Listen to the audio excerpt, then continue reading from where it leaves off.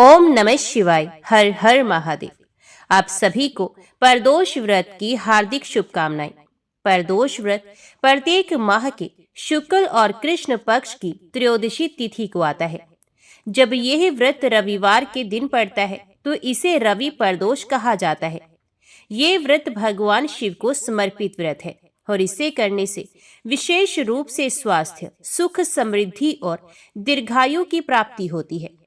इस दिन व्रत रखने से भगवान सूर्यदेव और भगवान शिव दोनों की कृपा प्राप्त होती है, जिससे मान सम्मान और यश बढ़ता है। यह व्रत करने से निरोगी जीवन और लंबी आयु का वरदान मिलता है। प्रदोष काल में भगवान शिव की पूजा करने से पापों का नाश होता है और मोक्ष का मार्ग प्रशस्त होता है। व्यापार, नौकरी और अन्य कार्यों में सफलता पाने के लिए ये व्रत बहुत शुभ माना जाता है। इस व्रत को करने से दाम्पत्य जीवन में प्रेम बना रहता है। इस व्रत को करने के लिए प्रातः स्नान कर स्वच्छ वस्त्र धारण करें, व्रत का संकल्प लें और दिन भर उपवास रखें। सूर्यदेव को अर्घ्य दें और भगवान शिव का ध्यान करें। संध्या के समय यानी कि प्रदोष काल में शिवलिंग का जल, दूध और शहद आदि से अभिषेक करें। बेल पत्र, धतूरा, अक्षत, पुष्प और भस्म अर्पित करें। शिव मंत्रों का जाप करें और आरती करें। कथा सुने और अंत में प्रसाद ग्रहण करें।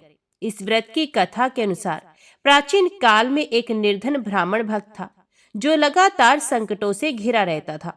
उसने एक ऋषि के कहने पर रवि प्रदोष व्रत करना शुरू किया था। व्रत के प्रभाव से उसके सभी कष्ट दूर हो गए और उसे अपार धन धान्य की प्राप्ति हुई।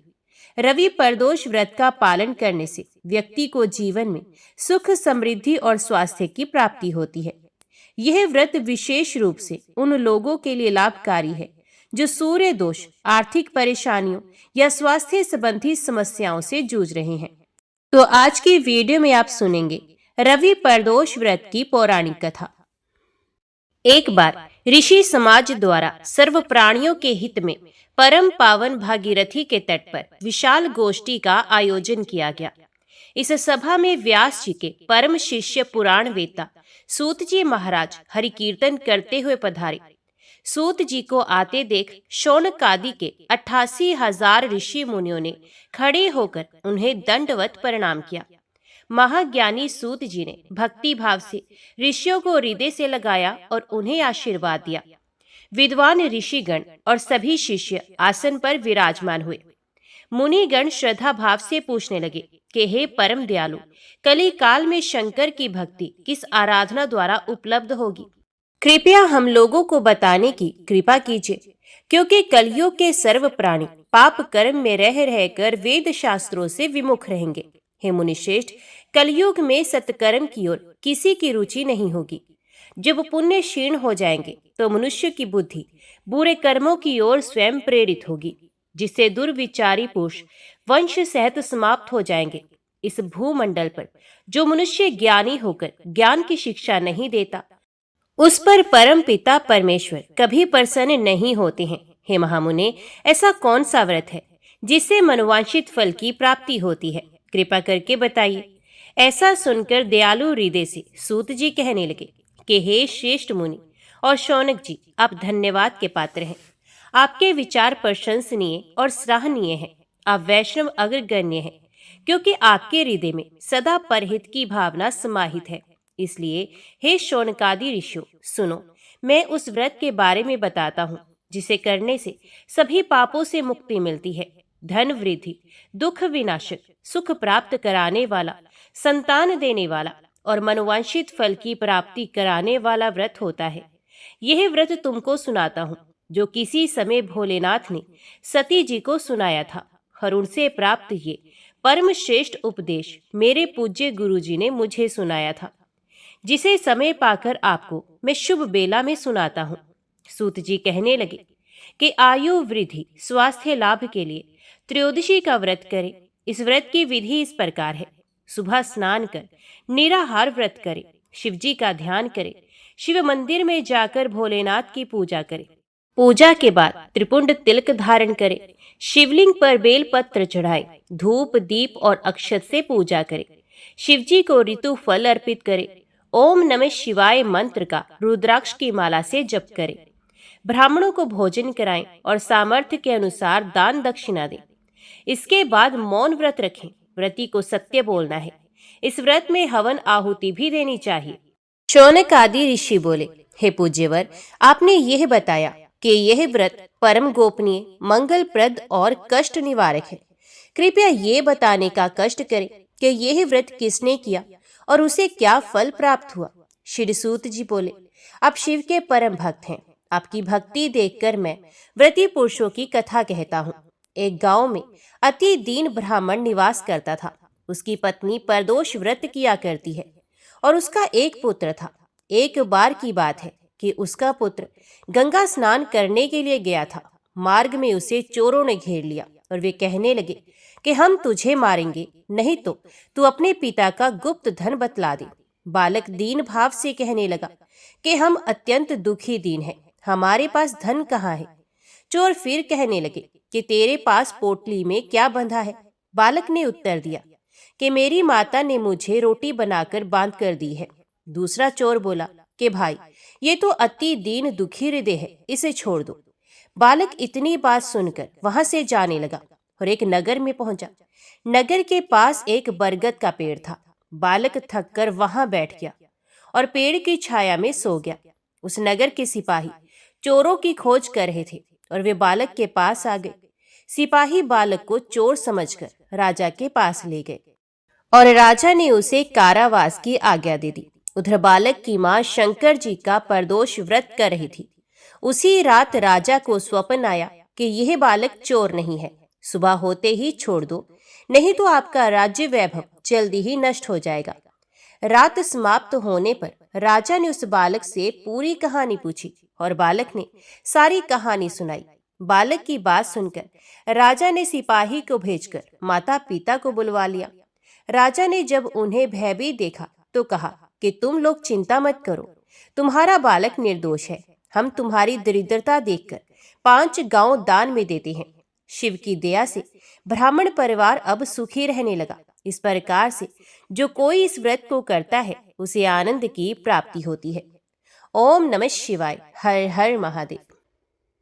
विदर्भ देश में सत्यरथ नाम से प्रसिद्ध एक राजा थे जो सब धर्मों में तत्पर, धीर, सुशील और सत्य प्रतीक थे।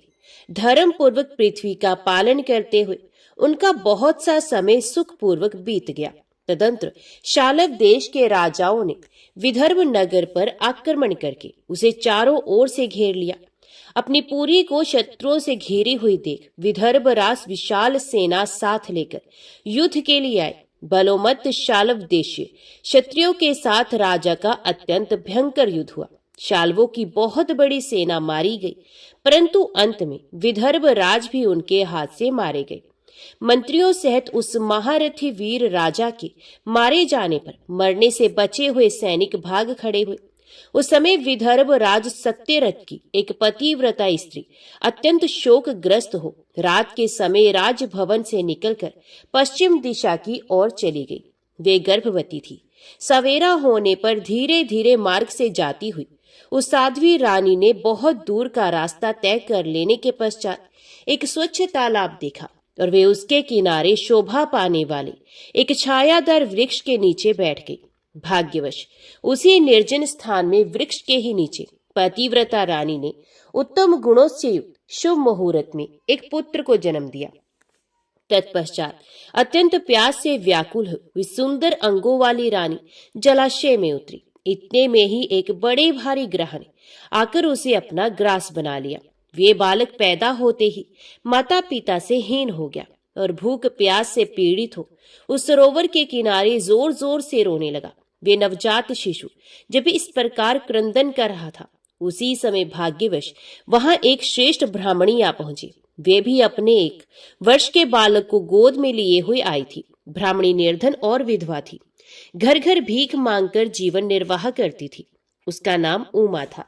उसी सती साध्वी ब्राह्मणी ने उस राजकुमार को देखा। उसे अनाथ की भांति क्रंदन करते देखकर उसके मन ही मन विचार किया, अहो, ये तो बड़े आश्चर्य की बात है। दिखाई दे रहा है कि ये नवजात शिशु जिसकी नाल भी अभी तक नहीं कटी यहाँ पड़ा हुआ है। इसकी माता कहाँ चली गई? ना इसका पिता है और ना कोई बंधु बांधव। ये दीन अनाथ बालक बिना बिस्तर के भूमि पर सो रहा है। यह चांडाल का पुत्र है या शूद्र का, वैश्य का बालक है या ब्राह्मण का, अथवा ये क्षत्रिय का शिशु है? इसका निश्चय कैसे किया जाए? मैं इस शिशु को उठाकर अपने सगे पुत्र की तरह अवश्य पालन कर सकती हूँ, परंतु ये किस कुल का है, ये ना जानने के कारण इसे छूने का साहस नहीं होता। ये पतिव्रता ब्राह्मणी जब इस प्रकार कह रही थी, उसी समय कोई सन्यासी महात्मा वहां आ गए। वे ऐसे जान पड़ते थे मानो साक्षात शंकर हो। उन श्रेष्ठ भिक्षु ने उस स्त्री से कहा, ब्राह्मणी खेद ना करो, हृदय की संशय वृत्ति दूर कर इस बालक की रक्षा करो, इससे तुम्हें शीघ्र ही परम कल्याण की प्राप्ति होगी। इतना कहकर वे दयालु भिक्षु तुरंत वहां से चले गए। उनके जाने के बाद ब्राह्मणी ने विश्वास पूर्वक उस बालक को लेकर अपने घर की ओर प्रस्थान किया। उस राजकुमार का ब्राह्मणी ने अपने बेटे के समान ही पालन पोषण किया। एक चक्रा नामक नगर में उस ब्राह्मणी का घर था। ये भिक्षा के अन्न से ही अपने पुत्र और राजकुमार को भी पालने लगी। ब्राह्मणों ने ब्राह्मणी के तथा राजा के भी पुत्र का संस्कार कर दिया। वे दोनों सर्वत्र सम्मानित होकर दिन दिन बढ़ने लगे। समय आने पर उनका उपनयन संस्कार हुआ। अब वे दोनों बालक एक साथ रहकर नियमों का पालन करने लगे। दोनों माता के साथ प्रतिदिन भिक्षा के लिए जाते थे। एक दिन वे ब्राह्मणी उन दोनों बालकों के साथ भीख मांगती हुई देव योग से देव मंदिर में गई। वहां बड़े बूढ़े ऋषि मुनि रहा करते थे।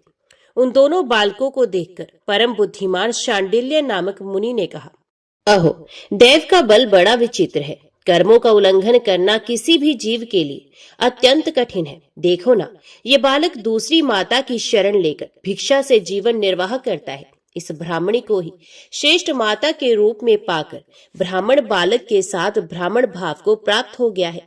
शांडिल्य मुनि का ये वचन सुनकर ब्राह्मणी को बड़ा विस्मय हुआ। उसने भरी सभा में मुनि को प्रणाम करके पूछा, ब्राह्मण, एक सन्यासी के कहने से मैं इस बालक को अपने घर ले आई हूँ। यद्यपि अभी तक इसके कुल का पता नहीं चला, तथापि मैं पुत्र की भांति इसका पालन पोषण करती हूँ। आप ज्ञान के नेत्रों से देखते हैं, अतः आपसे मैं ये जानना चाहती हूँ कि ये बालक किस कुल में उत्पन्न हुआ है और इसके माता पिता कौन है?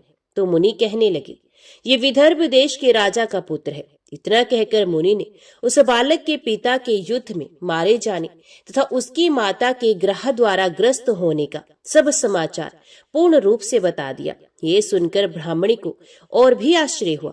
तो उसने फिर प्रश्न किया, महामुनि, वे राजा संपूर्ण भोगों को छोड़कर युद्ध में क्यों मरे और इस बालक को दरिद्रता कैसे प्राप्त हुई?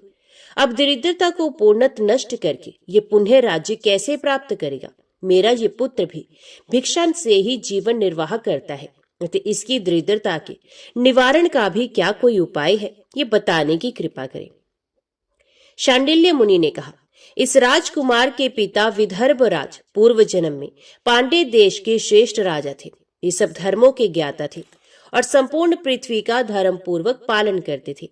एक दिन प्रदोष काल में राजा भगवान शंकर का पूजन कर रहे थे और बड़ी भक्ति से त्रिलोकीनाथ महादेव जी की आराधना में संलग्न थे। उसी समय नगर में सब और बड़ा भारी कोलाहल मचा। उस उत्कट शब्द को सुनकर राजा ने बीच में ही भगवान शंकर की पूजा छोड़ दी और नगर में शोभ फैलने की आशंका से राजभवन से बाहर निकल गए। इसी समय राजा का महाबली मंत्री शत्रु को पकड़कर उनके समीप ले आया। वे शत्रु पांड्य राज का ही सामंत था। उसे देखकर राजा ने क्रोध पूर्वक उसका मस्तक कटवा दिया। शिव पूजा छोड़कर नियम को समाप्त किए बिना ही राजा ने रात में भोजन भी कर लिया। इसी प्रकार राजकुमार भी प्रदोष काल में शिवजी की पूजा किए बिना ही भोजन करके सो गया। वही राजा दूसरे जन्म में विदर्भ राजा हुआ। शिवजी की पूजा में विघ्न होने के कारण शत्रु ने उसके सुख भोग के बीच में ही मार डाला। पूर्व जन्म में जो उसका पुत्र था वही इस जन्म में भी हुआ है। शिवजी की पूजा का उल्लंघन करने के कारण ये दरिद्रता को प्राप्त हुआ है। इसकी माता ने पूर्व जन्म में छल से अपनी सोत को मार डाला था। उस महान पाप के कारण ही वह इस जन्म में ग्रह के द्वारा मारी गई। मैं सत्य कहता हूँ, परलोक में हित की बात कहता हूँ। शास्त्रों का सार एवं उपनिषदों का हृदय कहता हूँ। इस भयंकर आसार संसार को प्राप्त हुए जीव के लिए ईश्वर के चरणार विंदों की सेवा ही सार वस्तु है।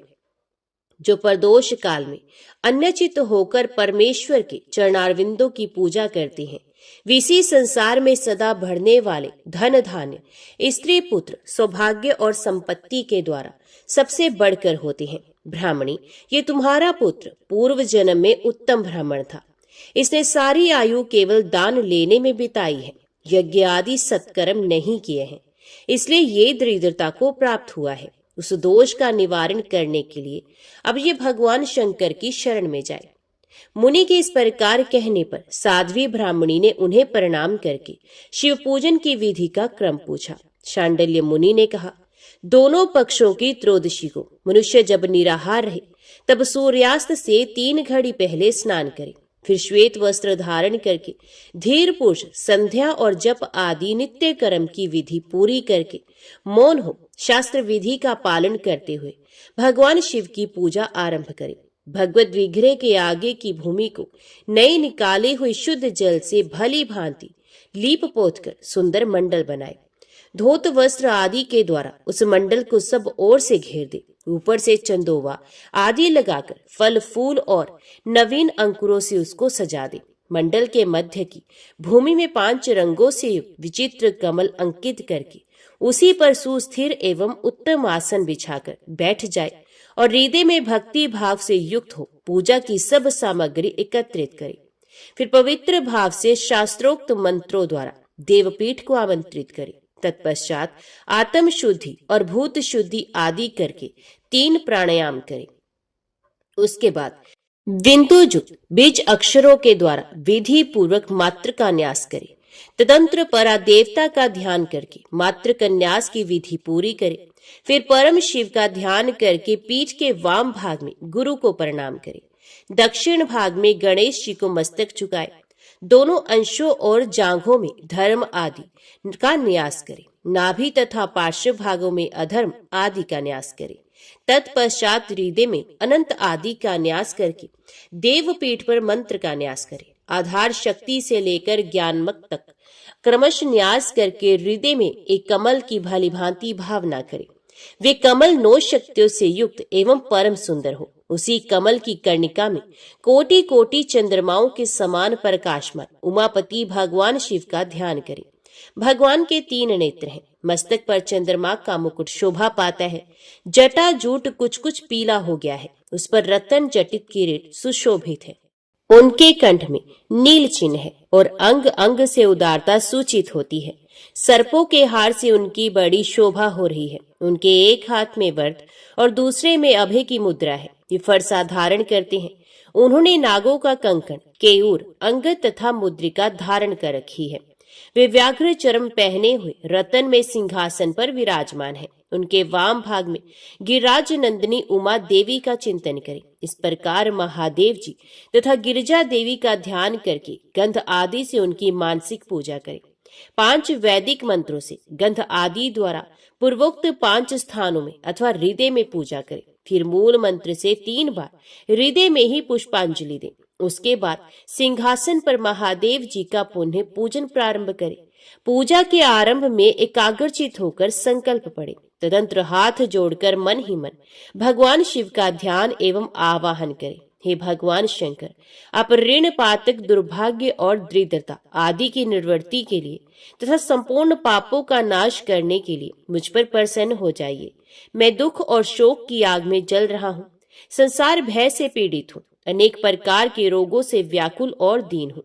वृषवाहन, मेरी रक्षा कीजिए। देव देवेश्वर, सबको निर्भय कर देने वाले महादेव जी, आप यहाँ पधारिए और मेरी की हुई इस पूजा को पार्वती देवी जी के साथ ग्रहण कीजिए। इस प्रकार संकल्प और आवाहन करके पूजा आरंभ करनी चाहिए। तत्पश्चात मनुष्य एकाग्रचित हो रुद्र सूक्त का पाठ करते हुए वहां स्थापित किए हुए शंख के जल से और पंच अमृत से महादेव जी का अभिषेक करके भांति भांति के मंत्रों से आसन आदि उपचारों को समर्पित करे।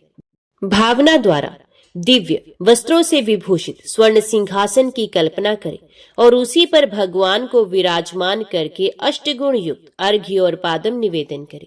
फिर शुद्ध जल से आचमन कराकर मधु पर्क दे। उसके बाद पुण्य आचमन के लिए जल देकर मंत्रोच्चारण पूर्वक स्नान कराएं। फिर यज्ञोपवीत वस्त्र और आभूषण अर्पण करें। परम पवित्र अष्टांग युक्त चंदन चढ़ावे।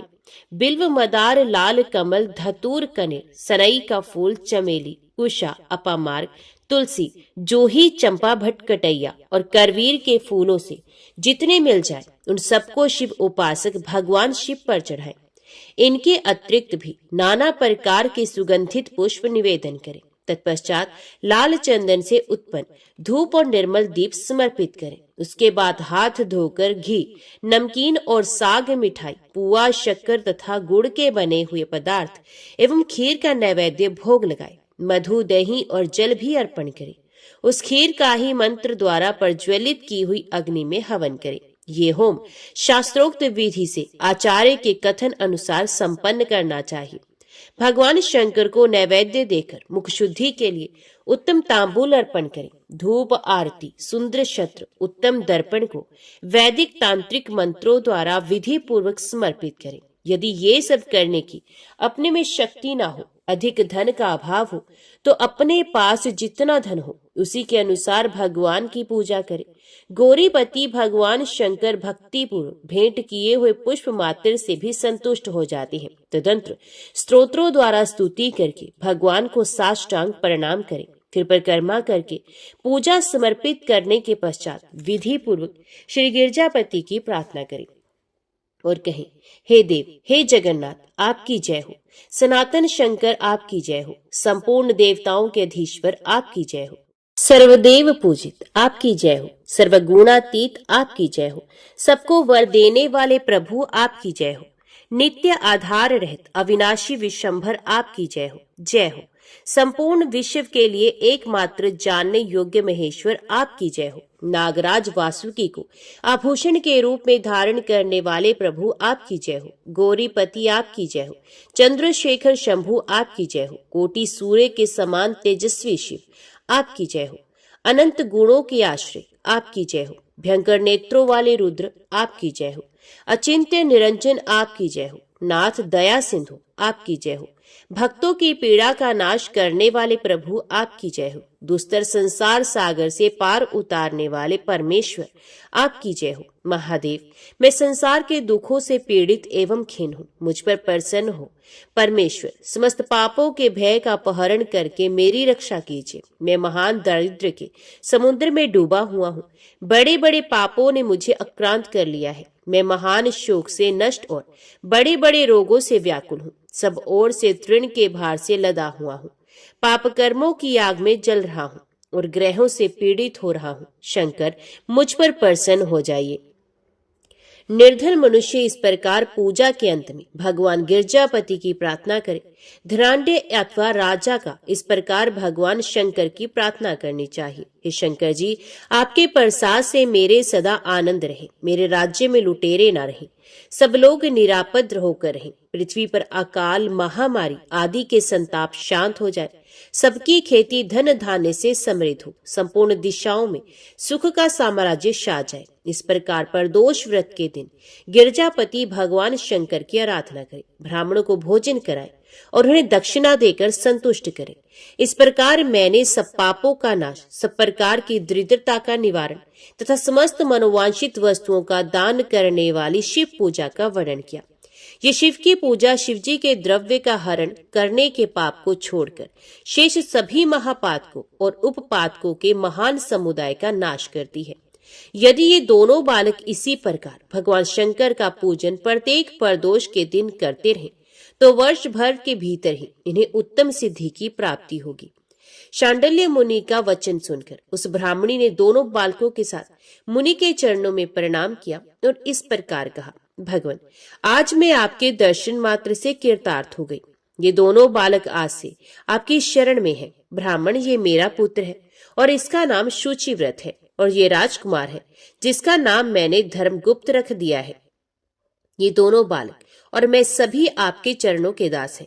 इस घोर दारिद्र्य सागर में घिरे हुए हम सबका आप ही उद्धार कीजिए।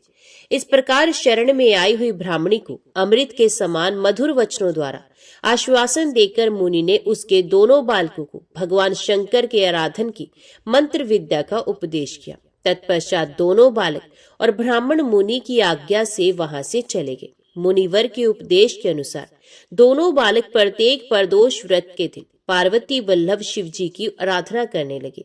इस प्रकार शिव पूजा करते हुए द्विज कुमार और राजकुमार के 4 महीने सुखपूर्वक बीत गए। एक दिन द्विज कुमार राजकुमार को साथ लिए बिना ही नदी के तट पर स्नान करने के लिए चले गया और वहां मौज से देर तक इधर उधर घूमता रहा। वह झरने के जल से आघात से खाई की भूमि कट जाने से उसमें गड़ा हुआ एक बड़ा भारी खजाने का कलश चमक रहा था, जिस पर ब्राह्मण कुमार की दृष्टि पड़ी। उसे देखकर वे सहसा हर्ष और कौतूहल में भरकर उसके समीप गया और उसे देवता के प्रसाद से प्राप्त हुआ मानकर सर पर लेकर घर को चल दिया तथा घर के भीतर उस घड़े को रखकर माता से कहा, माँ, ये भगवान शंकर का प्रसाद तो देखो। उन्होंने दया करके घड़े के रूप में ये खजाना दिखला दिया। तब उस पतिव्रता ब्राह्मणी ने राजकुमार को भी बुलाकर कहा, पुत्रो, इस खजाने के घड़े को तुम दोनों आपस में बराबर बराबर बांट लो। माता की बात को सुनकर ब्राह्मण के पुत्र को प्रसन्नता हुई, किंतु राजपुत्र ने उनसे कहा, माँ, ये तुम्हारे ही पुत्र के पुण्य से प्राप्त हुआ है, अतः मैं इस खजाने को बांटकर लेना नहीं चाहता। अपने पुण्य से प्राप्त हुए खजाने का ये स्वयं ही उपभोग करे, वे ही भगवान शंकर मुझ पर भी कृपा करेंगे। इस प्रकार प्रसन्नता पूर्वक भगवान शंकर की पूजा करते हुए उन दोनों कुमारों का उसी घर में 1 वर्ष व्यतीत हो गया। एक दिन राजकुमार उस ब्राह्मण कुमार के साथ वसंत ऋतु में वन में भ्रमण करने के लिए गया। कुछ दूर जाने पर उन्होंने सैकड़ों गंधर्व कन्याओं को परस्पर क्रीड़ा करते हुए देखा। उन्हें देखकर ब्राह्मण कुमार ने दूर से ही राजकुमार से कहा, यहाँ से आगे जाना उचित नहीं, क्योंकि उधर स्त्रियां विहार कर रही हैं। स्वच्छ अंतकरण वाले विद्वान पुरुष स्त्रियों का सामीप्य त्याग देते हैं। ये रमणीय छल करने वाली तथा वाणी द्वारा अनुन्य विनय करने में कुशल है। ये पुरुषों को अपनी दृष्टि मात्र से मोहित करती हैं। इसलिए अपने धर्म में तत्पर ब्रह्मचारी कभी स्त्रियों के समीप जाकर उनके साथ वार्तालाप ना करे। ऐसा कहकर ब्राह्मण कुमार लौट पड़ा और दूर जाकर खड़ा हो गया, किंतु राजकुमार अकेला ही निर्भय होकर स्त्रियों की उस क्रीड़ा स्थली की ओर चला गया। उन गंधर्व कन्याओं में से एक ने राजकुमार को आते देख मन ही मन कुछ विचार किया और सखियों से कहा, सहेलियों, यहाँ से थोड़ी ही दूर पर एक उत्तम वन है, जहाँ विचित्र चंपा, अशोक, पुन्नाग और वकुल आदि वृक्ष खिले हुए हैं। वहां जाकर तुम सब लोग फूल तोड़ो, तब तक मैं यहाँ बैठी हूँ। तुम फूलों का संग्रह करके पुनः यहाँ आ जाना।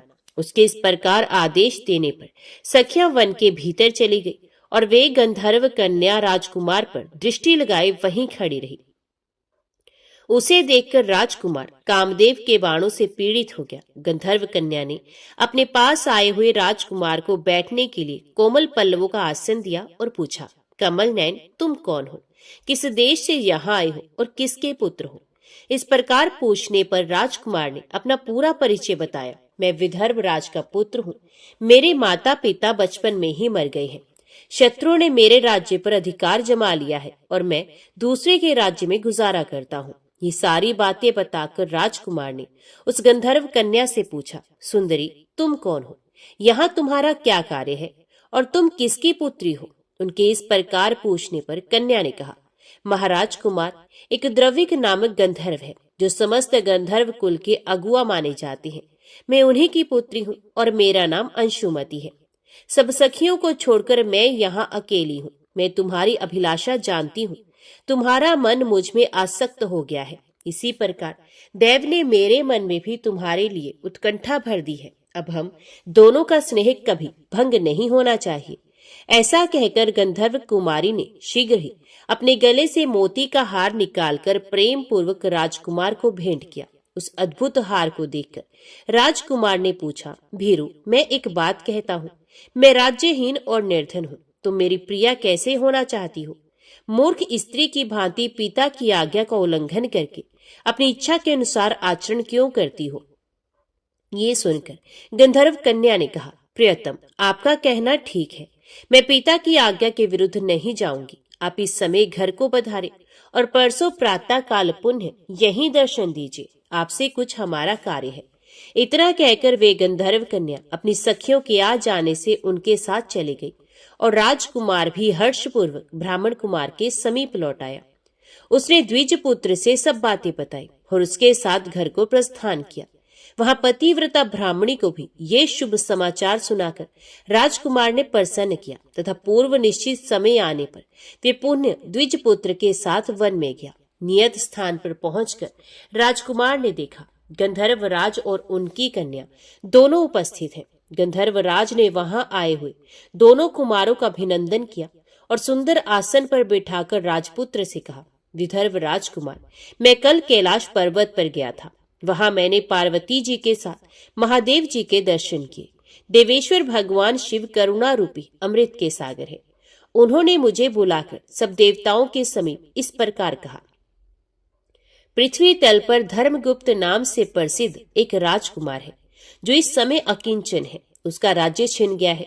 शत्रुओं ने उसके देश को अपने अधिकार में कर लिया है। अब ये बालक अपने गुरु की आज्ञा से सदा मेरी आराधना में संलग्न रहता है। उसी के प्रभाव से आज उसके समस्त पितृ मेरे स्वरूप को प्राप्त हो गए हैं। गंधर्व श्रेष्ठ, तुम भी उस राजकुमार की सहायता करो। अब वे शत्रुओं को मारकर अपने राज्य सिंहासन पर आसीन हो जाएगा। महादेव जी के इस प्रकार आज्ञा देने पर मैं अपने घर को आया। यहाँ इस मेरी कन्या ने भी तुम्हारे लिए बहुत प्रार्थना की। ये सब परम दयालु भगवान शिव की प्रेरणा से ही हो रहा है। ऐसा समझकर मैं इस कन्या को साथ लेकर आया हूँ अतः अपनी पुत्री अंशुमति को मैं तुम्हें पत्नी रूप में देता हूँ और भगवान शिव जी की आज्ञा से शत्रुओं को मारकर तुम्हें तुम्हारे राज्य पर बिठाऊंगा। अपने उस नगर में तुम अपनी इस धर्म पत्नी के साथ 10,000 वर्षों तक मनोवांछित सुख भोग कर अंत में भगवान शिव के लोक में जाओगे और वहां भी मेरी ये कन्या तुम्हारी ही सेवा में प्रस्तुत रहेगी। इस प्रकार कहकर गंधर्व राज ने उसी वन में राजकुमार के साथ अपनी पुत्री का विवाह कर दिया और दहेज में परम उज्ज्वल रत्न भार भेंट किए। चंद्रमा के समान चमकीली चूड़ामणि तथा दमकते हुए मोतियों के मनोहर हार दिए। दिव्याभूषण वस्त्र, स्वर्ण के बने हुए बहुत से सामान, 10,000 हाथी, 1,00,000 नीले घोड़े और हजारों सोने के बड़े बड़े रथ प्रदान किए। अंत में एक दिव्य रथ, इंद्र के धनुष के समान विशाल धनुष, सहस्रों अस्त्र शस्त्र, अक्षय बाणों से भरे हुए 2 तरकस, अभेद्य स्वर्णमय कवच तथा शत्रुओं का संहार करने वाली शक्ति समर्पित की। अपनी पुत्री की सेवा के लिए गंधर्वराज ने प्रसन्नचित होकर 5,000 दासियां दी। इतना ही नहीं, राजकुमार की सहायता के लिए उन्होंने अत्यंत उग्र गंधर्वों की चतुरंगणी सेना भी भेंट की। इस प्रकार परम उत्तम संपत्ति को पाकर राजकुमार अपनी मनोवांछित पत्नी के साथ बहुत प्रसन्न हुए। पुत्री का विवाह कराकर गंधर्वराज स्वर्गलोक में चले गए। धर्मगुप्त विवाह के अनंतर गंधर्वों की सेना के साथ अपने नगर को गए और वहां उन्होंने शत्रु सेना का संहार करके राजधानी में प्रवेश किया। तत्पश्चात श्रेष्ठ ब्राह्मणों और मंत्रियों ने मिलकर राजकुमार का अभिषेक किया और वे रत्नमय सिंहासन पर आरूढ़ होकर अकंटक राज्य का उपभोग करने लगे। जिस ब्राह्मण पत्नी ने उनका अपने पुत्र की भांति पालन किया था वही उनकी माता हुई। वे द्विज कुमार ही भाई हुआ तथा गंधर्व राजकुमारी अंशुमति महारानी के पद पर प्रतिष्ठित हुई। भगवान शंकर की आराधना करके धर्मगुप्त विदर्भ देश के राजा हो गए। इसी प्रकार दूसरे लोग भी प्रदोष व्रत के दिन गिरजापति की आराधना करके मनोवांछित कामनाओं को प्राप्त कर लेते हैं और देहावसान होने पर परम गति को प्राप्त होते हैं। सूत जी कहते हैं, जो प्रदोष व्रत के परम अद्भुत पुण्य में महात्म्य को उस व्रत के दिन शिव पूजन के पश्चात एकाग्रचित होकर सुनता अथवा पढ़ता है, उसे 100 जन्मों तक कभी दरिद्रता नहीं होती और अंत में वे ज्ञान के ऐश्वर्य से युक्त हो भगवान शंकर के परम धाम को प्राप्त होता है। ओम नमः शिवाय। हर हर महादेव। अभी सुनिए सोमवार व्रत कथा। किसी नगर में एक धनी व्यापारी रहता था। दूर दूर तक उसका व्यापार फैला हुआ था। नगर के सभी लोग उस व्यापारी का सम्मान करते थे। इतना सब कुछ संपन्न होने के बाद भी वे व्यापारी बहुत दुखी था क्योंकि उसका कोई पुत्र नहीं था। जिस कारण अपने मृत्यु के पश्चात व्यापार के उत्तराधिकारी की चिंता उसे हमेशा सताती रहती थी। पुत्र प्राप्ति की इच्छा से व्यापारी प्रत्येक सोमवार भगवान शिव की व्रत पूजा किया करता था और शाम के समय शिव मंदिर में जाकर शिव जी के सामने घी का दीपक जलाया करता था। उसकी भक्ति देखकर माता पार्वती प्रसन्न हो गई और भगवान शिव से उस व्यापारी की मनोकामना पूर्ण करने का निवेदन किया। भगवान शिव बोले, इस संसार में सबको उसके कर्म के अनुसार फल की प्राप्ति होती है। जो प्राणी जैसा कर्म करते हैं उन्हें वैसा ही फल प्राप्त होता है। शिवजी द्वारा समझाने के बावजूद माता पार्वती नहीं मानी और उस व्यापारी की मनोकामना पूर्ति हेतु वे शिवजी से बार बार अनुरोध करती रही। अंततः माता के आग्रह को देखकर भगवान भोलेनाथ को उस व्यापारी को पुत्र प्राप्ति का वरदान देना ही पड़ा। वरदान देने के पश्चात भोलेनाथ माता पार्वती से बोले, आपके आग्रह करने पर मैंने पुत्र प्राप्ति का वरदान तो दे दिया, परंतु इसका पुत्र केवल 16 वर्ष से अधिक समय तक जीवित नहीं रहेगा। उसी रात भगवान शिव उस व्यापारी के स्वप्न में आए और उसे पुत्र प्राप्ति का वरदान दिया और उसके पुत्र के 16 वर्ष तक जीवित रहने की भी बात बताई। भगवान के वरदान से व्यापारी को खुशी तो हुई, लेकिन पुत्र की अल्प आयु की चिंता ने उस खुशी को नष्ट कर दिया। व्यापारी पहले की तरह सोमवार के दिन भगवान शिव का विधिवत व्रत करता रहा। कुछ महीनों के बाद उसके घर एक अति सुंदर बालक ने जन्म लिया और घर में खुशियां ही खुशियां भर गई। बहुत धूमधाम से पुत्र जन्म का समारोह मनाया गया, परंतु व्यापारी को पुत्र जन्म की अधिक खुशी नहीं हुई, क्योंकि उसे पुत्र की अल्प आयु के रहस्य का पता था। जब पुत्र 12 वर्ष का हुआ तो व्यापारी ने उसे उसके मामा के साथ पढ़ने के लिए वाराणसी भेज दिया। लड़का अपने मामा के साथ शिक्षा प्राप्ति हेतु चल दिया। रास्ते में जहां भी मामा भांजे विश्राम हेतु रुकते, वहीं यज्ञ करते और ब्राह्मणों को भोजन कराते। लंबी यात्रा के बाद मामा भांजे एक नगर में पहुंचे। उस दिन नगर के राजा की कन्या का विवाह था, जिस कारण पूरे नगर को सजाया गया था। निश्चित समय पर बारात आ गई, लेकिन वर का पिता अपने बेटे के एक आंख से काने होने के कारण बहुत चिंतित था। उसे भय था कि इस बात का पता चलने पर कहीं राजा विवाह से इनकार न कर दे, इससे उसकी बदनामी भी होगी। जब वर के पिता ने व्यापारी के पुत्र को देखा तो उसके मस्तिष्क में एक विचार आया। उसने सोचा, क्यों ना इस लड़के को दूल्हा बनाकर राजकुमार से विवाह करा दूं। विवाह के बाद उसको धन देकर विदा कर दूंगा और राजकुमारी को अपने नगर ले जाऊंगा। वर के पिता ने लड़के के मामा से इस संबंध में बात की। मामा ने धन मिलने के लालच में वर के पिता की बात स्वीकार कर ली। लड़के को दूल्हे का वस्त्र पहनाकर राजकुमारी से विवाह करा दिया गया।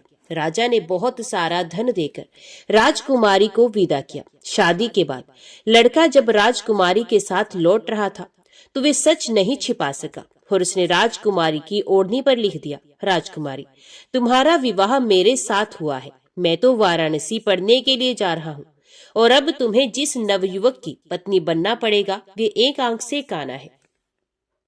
जब राजकुमारी ने अपनी ओढ़नी पर लिखा हुआ पढ़ा तो उसने काने लड़के के साथ जाने से इनकार कर दिया। राजा को जब ये सब बातें पता चली तो उसने राजकुमारी को महल में ही रख लिया। उधर लड़का अपने मामा के साथ वाराणसी पहुंच गया और गुरुकुल में पढ़ना शुरू कर दिया। जब उसकी आयु 16 वर्ष की हुई तो उसने यज्ञ किया। यज्ञ की समाप्ति पर ब्राह्मणों को भोजन कराया, खूब अन्न वस्त्र दान किए। रात को वह अपने शयन कक्ष में सो गया।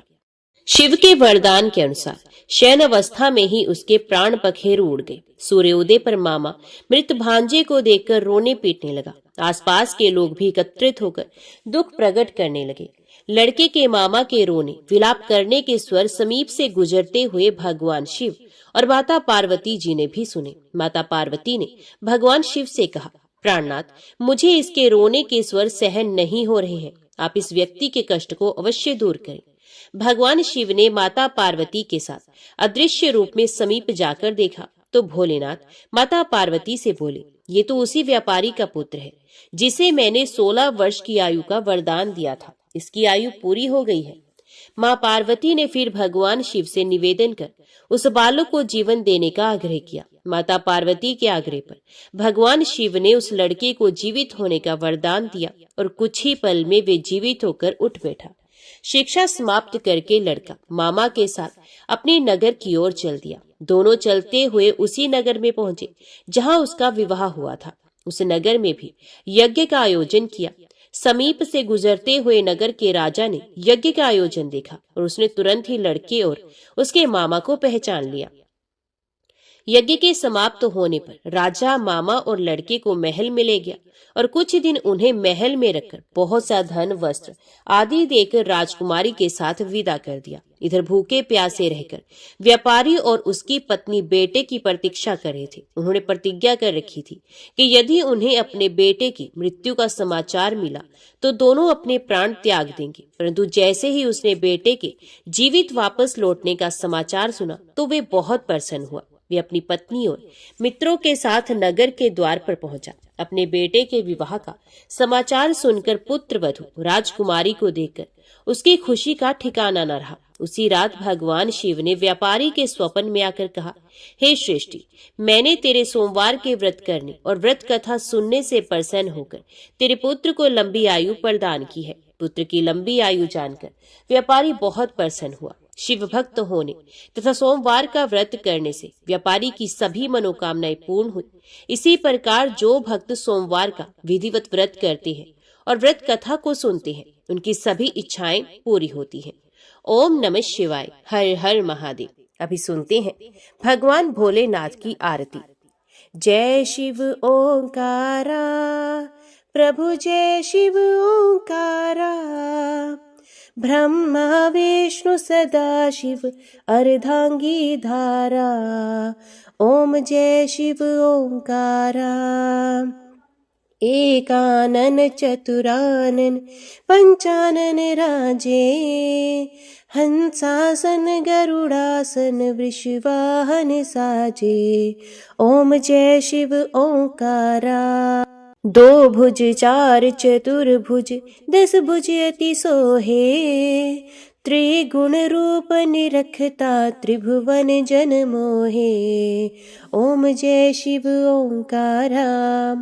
अक्षमाला बनमाला रुंडमाला धारी, चंदन मृग मद सोहे भाले शशिधारी। ओम जय शिव ओंकारा। श्वेतांबर पीतांबर बाघांबर अंगे, सनकादिक गरुणादिक भूतादिक संगे। ओम जय शिव ओंकारा। करके मध्य कमंडलू चक्र त्रिशूल धरता, जग करता जग भरता जग संहार करता। ओम जय शिव ओंकारा। ब्रह्मा विष्णु सदा शिव जानत अविवेका, प्रणवाक्षर मध्य ये तीनों एका। ओम जय शिव ओंकारा। काशी में विश्वनाथ विराजत नंदी ब्रह्मचारी, नित उठ भोग लगावत महिमा अति भारी। ओम जय शिव ओंकारा।